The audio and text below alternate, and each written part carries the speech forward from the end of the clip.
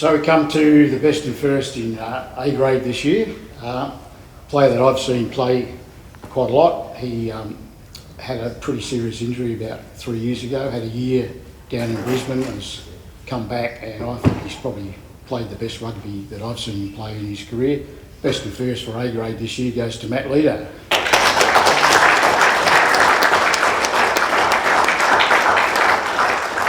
Congratulations, mate. Thank you. Here you go. Cheers. Do you want to say a few words? Yeah, just Sunshine Coast Rugby.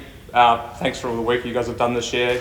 With all the COVID things, I know how hard it was to get this season up and running with all the rules and stuff like that, and you guys have done a great job to pull through and get a great competition.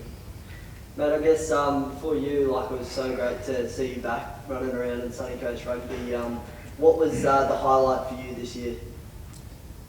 Probably just the amount of boys coming through footy from the younger generation coming up and giving it a good crack.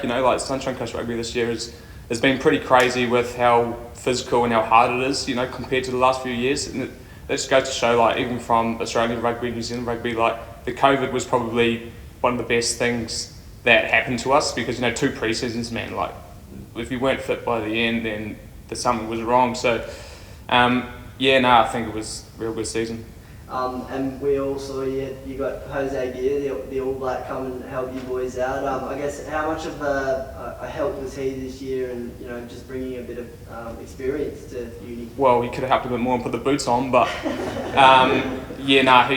he's incredible, especially watching him from a young fella, and then having him on your front door it was pretty crazy. Even towards the end, we're still in shock, that it is Jose Gear, and stuff like that. But he's a great role model and a great teacher, and the experience that he brings through was crazy, because it helped my game, and I know it helped a lot of the younger boys, because looking at a dude that's played so many games for All Blacks and stuff like that, you don't see that very often. So it was great to have that at your front door.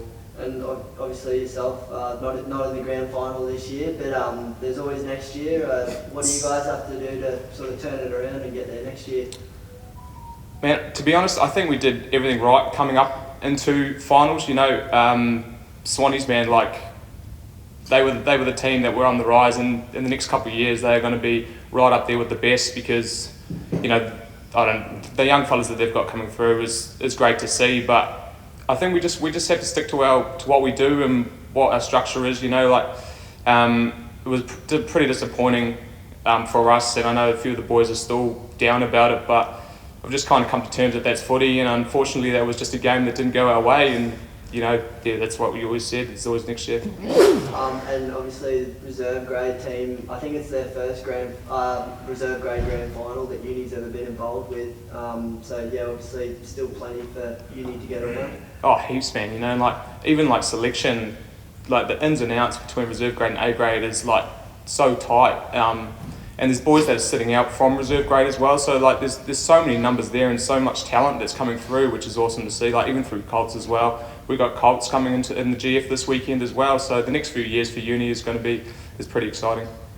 And what's it mean to get the award, mate? You obviously I'm actually pretty taken back by it, to be honest. You got 2 great sides, Kelly and Noosa, that are in the GF, and as I said, the boys that were playing this year, the talent that was just phenomenal. So I'm pretty taken back and pretty real grateful for this, and I just look forward to the next few years of playing. Well, thank you, mate. Cheers.